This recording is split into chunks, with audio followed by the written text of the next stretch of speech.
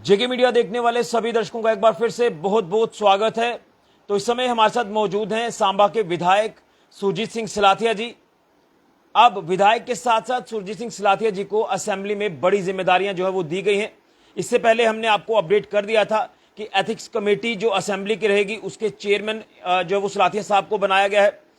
हम यूं कहें तो असेंबली की जब भी सेशन के हिसाब से कार्रवाइयां होंगी तो उसमें डेकोरम तमाम मर्यादा को जो है वो पूरी तरह से पूर्ण रूप से मर्यादा का पालन करना है, जिसको लेकर हेड जो है वो सुरजीत सिंह सिलाथिया जी को बनाया गया है। और उसी के साथ साथ सुरजीत सिंह सिलाथिया जी को एक और बड़ी जिम्मेदारी जो दी गई है वो ये है, डेप्यूटी एलओपी बनाया गया है। यानी जो लीडर ऑफ ऑपोजिशन है वो सुनील शर्मा जी है, लेकिन उसी के साथ डेप्यूटी लीडर ऑफ ऑपोजिशन भी सुरजीत सिंह सिलाथिया जी को बनाया गया। इस जिम्मेदारी को लेकर इनसे बात करेंगे, किस तरह से इन जिम्मेदारियों को देखते हैं, किस तरह से असेंबली के एक अच्छे माहौल को कायम रखना है, और उसी के साथ साथ सांबा के कुछ अहम इश्यूज भी हैं जो चुनौतियां लगातार बनी है, ये भी जानेंगे। सर, आपका सबसे पहले बहुत बहुत स्वागत है और शुभकामनाएं हैं आपको कि आपको बड़ी जिम्मेदारियां असेंबली में दी गई हैं। यूं कहें तो वही पुराने दिन शायद आप याद कर रहे होंगे जब आप मंत्री हुआ करते थे, और अब भी वो असेंबली में आपकी गूंज बढ़ेगी जिस तरह से आपको नई जिम्मेदारियां दी हैं। क्या कुछ कहेंगे सर इन जिम्मेदारियों को किस तरह से आप देखते हैं? देखिए, जो असम्बली की प्रोसीडिंग है, जो असम्बली जिस तरीके से कार्रवाई की जाती है, उसमें स्पीकर जो है वो मजाज हैं इस बात के कि वहाँ पे कमेटीज़ का गठन होता है, जिसमें 5-6 कमेटीज़ बनी हैं, जिस कमेटियों में अभी एथिक्स कमेटी का मुझे चेयरमैन बनाया गया है, जिसमें सब मेरे साथ 9 के करीब एमएलएज हैं। और हम सारा असम्बली की कार्रवाई को और जो बिहेव हमारे एमएलएज का है उसको भी सारा असेस करेंगे। और उसके साथ साथ ये मीटिंगें जो हैं 2-3 महीने के बाद हर कमेटी का चेयरमैन जो है उस मीटिंग में शामिल होते हैं और उसमें ही सारी जो है बातें की जाती हैं कि किस तरीके से आगे क्या हमें चलना है। दूसरी सबसे बड़ी जिम्मेवारी इससे पहले जो मुझे दी गई थी वो है चेयरमैन, जो हमारे एमएलएज की पे और पेंशन्स जो एक्स लेजिस्लेटर्स हैं उसका भी मुझे चेयरमैन बनाया गया है, जिसकी मीटिंग मैंने पिछले हाल ही दिनों में की है, जिसमें 9 मेंबर के 9 एमएलएज हैं हमारे मेरे साथ जो मुझे असिस्ट कर रहे हैं। और उसके मुताबिक एक मीटिंग हुई है, हम फिर दोबारा दूसरी मीटिंग भी करेंगे ताकि उसके मुताबिक भी जो फ़ैसला हो हम लिख के गवर्नमेंट को भेजेंगे, उस पर रद्द अमल होगा।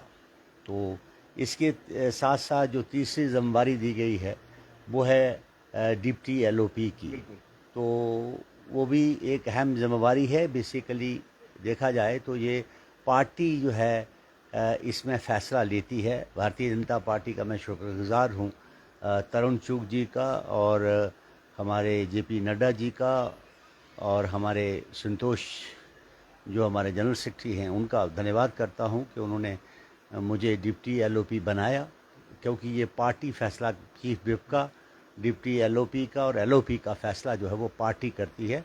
ये पार्टी ने मुझे जिम्मेवारी दी है असम्बली के अंदर कि आप जो है इस जिम्मेवारी को निभाएंगे। तो अब वो सिचुएशन के मुताबिक जो भी बात वहाँ होगी, जो भी सवाल जवाब होंगे, कोई ऐसा इश्यूज़ होंगे, उस इश्यूज़ पर बोलना है और अपनी बात को रखना है, उसकी जिम्मेदारी दी गई है। तो इसलिए मैं पार्टी का भी बेहद शुक्रगुज़ार हूँ कि उन्होंने मुझे ये अहम जो है जिम्मेदारी दी है। लेकिन बड़ी बात यह है कि असेंबली के माहौल को एक मर्यादापूर्ण चलाना, उसे कायम रखना, डिसिप्लिन वे में असेंबली चलती रहे, उसको लेकर एक बड़ी जिम्मेदारी जो है वो आपको दी गई है। लेकिन आपने शुरुआती दिनों में भी देखा होगा कि जो असेंबली का माहौल रहा, तो आपके लिए भी एक बड़ी चुनौती ज़रूर होगी कि एक डिसिप्लिन जो है वो वहाँ पर मेंटेन रहे, डिसिप्लिन वे में कार्रवाई जो हाउस की है वो चले।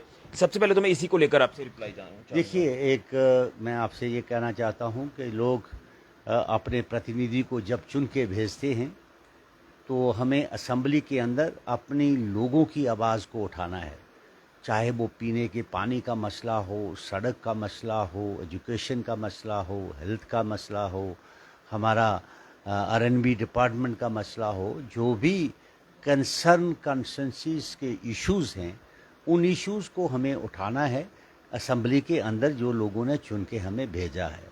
अभी ज़्यादातर पे हमारे एमएलएज जो हैं वो नए आए हैं पहली दफ़ा बन के, तो कई दफ़ा वो हद से पार चले जाते हैं। तो लेकिन कोशिश ये रहेगी कि हम अपना मौक़िफ़ जो है वो बराबर तरीके से रखें, ताकि लोगों को जिन्होंने हमें चुन के भेजा है उनकी ख्वाहिशात में हम खरा उतर सकें।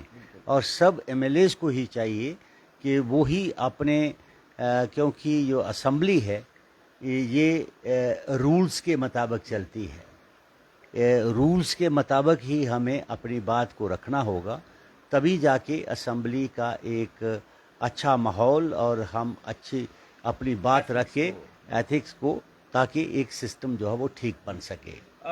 विपक्ष की बुलंद आवाज तो ऑब्वियस सी बात है, असेंबली में लीडर ऑफ अपोजिशन जो कि आप विपक्ष के सभी एमएलएस को साथ लेकर चलेंगे, लेकिन सेकंड इन कमांड अब आप रहेंगे। इस जिम्मेदारी को भी किस तरह से देख रहे हैं? और कहीं ना कहीं पार्टी ने जब ये जिम्मेदारी आपको दी तो पार्टी का भी एक मकसद होगा कि पार्टी को मजबूती असेंबली में दी जाए और बेबाकी से लोगों के मुद्दों को वहां पर एड्रेस किया जाए। और सेकंड इन कमांड अब आपको जो है वो ये जिम्मेदारी भी दी गई है, ये भी एक चुनौतीपूर्ण होगा आपके लिए। देखिए, हर काम जो है वो चुनौतीपूर्ण है। हम कोशिश करेंगे कि जो जिम्मेदारी दी गई है उस पर खरा उतरने की कोशिश करेंगे। हमारा काम है कि असम्बली सही मायने पे चले और लोगों की जो बातें हैं वहाँ पे रखी जाएं और सही तरीके से लोगों को इंसाफ मिल सके। और यहाँ पे अगर सरकार की कोई नीति गलत हो तो उसकी आलोचना करना और उसको क्रिटिसाइज़ करना, उसको बैकफुट पे लाना हमारा अपोजिशन का काम है। अपोजिशन हमेशा जो है अपने काम पे कभी पीछे नहीं हटेगी। जो हम जम्मू के लोगों के हित की बात होगी हम ज़रूर करेंगे, जो रियासत के हित की बात होगी ज़रूर करेंगे, और जो नौजवानों की बाकी लोगों की बातें हैं उसको हम ज़रूर करेंगे, क्योंकि अपोजिशन का ये काम है ये नुक्ते उभारना, सरकार के आगे रखना। सर, प्रधानमंत्री नरेंद्र मोदी जी अभी कटरा में आए थे, जिस तरह से उन्होंने वंदे भारत एक्सप्रेस को ट्रेन को हरी झंडी दिखाई, कई बड़े प्रोजेक्ट्स का उन्होंने उद्घाटन किया। और उस समय एक जो तस्वीर वायरल होती है प्रधानमंत्री मोदी जी के साथ चीफ मिनिस्टर उमर अब्दुल्ला साहब की, उस तस्वीर पे अलग अलग प्रतिक्रियाएं, अलग अलग रिएक्शंस आ रहे हैं। सर, आपसे भी मैं जानना चाहूँगा कि उस तस्वीर को किस तरह से आप देखते हैं? देखिए, सवाल इस बात का है कि आज ये बहुत बड़ी बात है रियासत जम्मू कश्मीर के अवाम के लिए, लोगों के लिए, क्योंकि कई सालों से हम सुनते आ रहे थे कि रेल जो है वो कश्मीर में जाएगी। और उसमें रियासत के वज़ीर आला ने भी कहा कि जब मैं 7वीं क्लास में पढ़ता था तो तब रेल का जिक्र हुआ था। ये मालूम है, मुझे आपको बताना चाहता हूँ कि नरसिम्हा राव के वक्त में इस काम को जो है उन्होंने इस प्रोजेक्ट की बात की थी। उसके बाद फिर बाकी आहिस्ता आहिस्ता जो लोग आए, अटल जी ने भी इस रेलवे का एक पायलट प्रोजेक्ट बना के उसको शुरू किया था, और नरेंद्र भाई मोदी ने उस सपने को पूरा किया है। ये अंग्रेज़ों के वक्त की बात है कि जब रेलवे की बात करते थे, तो आज नरेंद्र भाई मोदी जी ने ये साबित कर दिया कि जिस भी प्रोजेक्ट को लेते हैं वो पूरा करते हैं, और जिससे हमारा रेल का लिंक कश्मीर में जुड़ना मैं समझता हूँ बहुत बड़ी बात है। और सब हमारे इस रियासत के तमाम लोगों को बहुत बहुत बधाई इस बात की, और देश के प्रधानमंत्री जी का भी हम धन्यवाद करते हैं कि जिन्होंने इस किस्म की ट्रेन चला के लोगों को जोड़ने का काम किया है और एक सुविधा दी गई है। क्योंकि आपको मालूम होगा जब रास्ते बंद हो जाते थे तो जहाज़ का किराया 20,000 रुपये की भी टिकट जो है वो नहीं मिलती थी। आज उसकी मनापली ख़त्म हुई, और जिसकी वजह से लोग आज 712 रुपया और उसके बाद फर्स्ट क्लास में 1200 रुपये की टिकट जो है वो फराम होगी, जिसके साथ कश्मीर में लोग जो है वो जाएंगे। लेकिन आपने जवाब नहीं दिया। क्या हम ये कह सकते हैं कि उस तस्वीर को देखकर कि दिल्ली की दूरियां और दिलों की दूरियां कहीं ना कहीं कम होती नजर आ रही? देखिए, उसमें उमर अब्दुल्ला जी ने ये बात कही वहाँ पे स्टेज पे कि मैं जब भी प्रोजेक्ट बने मैं उन प्रोजेक्टों के साथ एसोसिएट रहा हूँ, चाहे वो फाउंडेशन की बात हो, चाहे हमारा रेलवे की बात हो, तो उन प्रोजेक्टों में कुदरती तो बाई चांस मुझे भी मौका स्टेज पे शेयर करने का मिला। उन्होंने ज़िक्र किया कि मेरा जो स्टेटस है वो कम हुआ बिकॉज ऑफ द ड्यूटी, क्योंकि जो मनोज सिन्हा जी हैं वो उस समय रेलवे के एमओएस थे, तो आज उनका कद जो है मुझसे स्टेटस जो है ऊंचा है और मेरा कम है। तो इस संदर्भ में उन्होंने शायद ये इंडिकेशन किया कि जम्मू कश्मीर को स्टेट दी जाए। तो उसके साथ ये बात है, इसमें लोग जो है मीडिया जो है अपने अपने तरीके से बात करता है। मैं समझता हूँ ये कोई ऐसी बात नहीं है। बड़े कॉर्डियल माहौल से और बड़े अच्छे माहौल से वहाँ पे उद्घाटन हुआ और बड़े अच्छे बेबाकी से सब लोगों ने अपनी बात को रखा। यानी असेंबली के इन सभी चैलेंजेस को एक्सेप्ट कर रहे हैं आप? हाँ, कोई भी चैलेंजेस जो है वो उसको एक्सेप्ट तो करना होगा, इसमें कोई बड़ी बात नहीं। इसके साथ अब सर सांबा के बड़े अहम इश्यूज सामने आ रहे हैं। सुम्ब रोड की बात करें तो खस्ता हालत है, उसका एक पर्टिकुलर पैच कंप्लीट नहीं हो पा रहा है। लोग लगातार कुछ वीडियोस बनाकर सोशल मीडिया पर डाल रहे हैं, सवालिया निशान खड़े कर रहे हैं कंसर्न डिपार्टमेंट के ऊपर, प्रशासन के ऊपर। इसी के साथ साथ मानसर रोड की बात करें तो वो भी खस्ता हालत में है। दो चीज़ें। तीसरा, सांबा का वीरभूमि पार्क, यहाँ पर पिछले 1 साल से ज़्यादा का वक्त हो गया, पानी नहीं है। इस भीषण गर्मी में आप देखें कि अगर पानी नहीं मिलेगा तो कैसे ज़िंदगी जिएंगे, लेकिन वो पेड़ पौधे लगातार सूख रहे हैं। सर, ये 3 बर्निंग इश्यूज हैं, मुझे लग रहा है कि इसको एड्रेस जो वो आपको ज़रूर करना चाहिए, जो सांबा के लोगों की समय मैं आपको ये बताना चाहता हूँ कि जो हमारा सुम टू गोरन रोड है, क्योंकि वहाँ बाबा शिवो जी का स्थान है और बहुत से लोग उस आस्था के साथ जुड़े हुए। हमने पहले उस सड़क को कंप्लीट किया 4 किलोमीटर। अभी द रेस्ट ऑफ जो सड़क है वो 4 किलोमीटर जिस पर कंकरा पड़ा है। मैं वहाँ के कंसर्न हमारे ठेकेदार हैं अग्रवाल जी, मैं उनसे भी बात की, उनसे भी रिक्वेस्ट की कि भाई रेनिंग सीज़न आने वाला है, आपका सारे का सारा सड़क तबाह हो जाएगी, फिर आपको बनाने के लिए मुश्किल होगी। तो उसने मुझे एश्योर किया कि भाई हमने हमारी लेबरें घर गई हैं, मैं कोशिश करूँगा कि इमीडिएटली इस पर हम ब्लैक टॉपिंग करवाएं। मीन वाइल मैंने I have take up the matter with the chief engineer RNB also and SC Vivek ji, उनके साथ भी बात की और मैं इस पर DC साहब से भी बात की थी और साथ में एक्सीएन के भी। मैं लगा हूँ, रोज़ लगा हूँ इस बात के लिए और कोशिश कर रहा हूँ कि किसी तरीके से वो ठेकेदार मान जाए। अगर नहीं मानता तो हम उसको ब्लैक लिस्ट करेंगे, ये मैं आपको बताना चाहता हूँ। उसका टेंडर ख़त्म करेंगे और जो उसके खिलाफ कार्रवाई होगी उसको की जाएगी, क्योंकि हम अभी इतनी देर और बर्दाश्त नहीं कर सकते। मैंने उसको काफ़ी दफ़ा वार्निंग दे चुका हूँ। अब मैंने आपको ये बता दिया कि अगर वो काम शुरू नहीं करेगा तो इमीडिएटली उसको हम जो है ब्लैक लिस्ट करवाएंगे, ताकि हम किसी को और काम दे, ताकि वो काम हमारा हो सके। लोग सफ़र कर रहे हैं, मेटाडोर नहीं चलती है, बच्चों को आने जाने की दिक्कत है, हमारे जो टूरिस्ट जाते हैं वहाँ जो उस श्राइन के साथ जुड़े उन लोगों को आने जाने की दिक्कत है। रहा मानसर रोड का इशू, मानसर रोड को देखिए, ये सिर्फ हमारे गांव को नहीं बल्कि ये सारी वैली को जोड़ती है, कश्मीर को जोड़ता है। उसके लिए मैंने ये BRO के साथ टेकअप किया है। मैं इसको गिरफ्त के ज़रिए इस सड़क को देना चाहता हूँ ताकि क्वालिटी का काम हो सके, क्योंकि पिछली दफ़ा भी हमने आपको मालूम होगा कि हमने 85 लाख रुपया दिया था। उस 85 लाख में कहीं कुछ दिखता नहीं, छोटा छोटा पैच वर्क किया गया और मैं समझता हूँ मैं उसमें सेटिस्फाइड नहीं हूँ काम से। तो इसलिए मैंने उनको कहा कि कोई पैच वर्क नहीं होगा, हम इसको और थोड़ा बर्दाश्त कर लेंगे ताकि हम इसको सड़क को, मानसर सड़क को प्रायोरिटी पे हम गिरफ्त वालों को देके, ताकि गिरफ्त वाले जो हैं इस सड़क की देख रेख कर सकें। लेकिन जो वीरभूमि पार्क का भी इशू है सर, पानी जो नहीं है वहाँ वीरभूमि पर, पार्क लोग का लगातार इशू है, आपके पास आ रहे हैं। जो वीरभूमि पार्क के इशू के सिलसिले में मेरे पास कल ही लोग आए थे। आज मैंने डायरेक्टर हमारी विवेक गुप्ता जी हैं, उनसे मैंने बात की है और जो कंसर्न यहाँ का हमारा फ्लोरिकल्चर का जई है उसको पैसे हमने आज रिलीज़ करवा दिए हैं। विदिन 2-3 डेज़ पार्क में पानी ज़बरदस्त तरीके से चलेगा और हम कोई भी पौधा जो है वो सूखने नहीं देंगे। तो फिर वही बात आ जाती है ना कि आपके तक लोग आते हैं तो ये मसले हल हो रहे हैं, लेकिन क्या आपको नहीं लगता है कि कंसर्न डिपार्टमेंट को इसमें संज्ञान लेना चाहिए था? मैं खुद वहाँ पर जाता हूँ, डायरेक्टर साहब वहाँ बैठती हैं, डायरेक्टर साहब ने मुझे बोला कि आप माइक बाहर रख दीजिए, आप ऐसे बात करिए। इंटरव्यू हमें नहीं दिया गया। वहाँ पर जब हम उनसे पूछते हैं कोई भी शहरवासी को जवाबदेही नहीं दी जाती है और लगातार ये परेशानी बढ़ती जा रही थी, कोई इस पर जवाबदेही नहीं, स्पष्टीकरण नहीं कि भाई कारण क्या है, प्रॉब्लम क्या है। अब तो प्रॉब्लम्स लगातार अब सुनने को मिल रही हैं कि वहाँ पर मोटर जल गई हैं, जो जो जो भी चीज़ें हैं। क्या आपको लग रहा है कि कहीं ना कहीं सीरियस होना होगा, कंसर्न डिपार्टमेंट को जो आपकी जिम्मेदारी है उसी जिम्मेदारी को तय करके काम किया जाए? देखिए, अफसरों को तो अकाउंटेबल बनाना पड़ेगा, क्योंकि पिछले कई वर्षों से यहाँ पे पॉलिटिकल सरकार नहीं थी, लोगों के प्रतिनिधि नहीं थे, तो ये अपनी बगैर लगाम के मनमानी से चलते थे।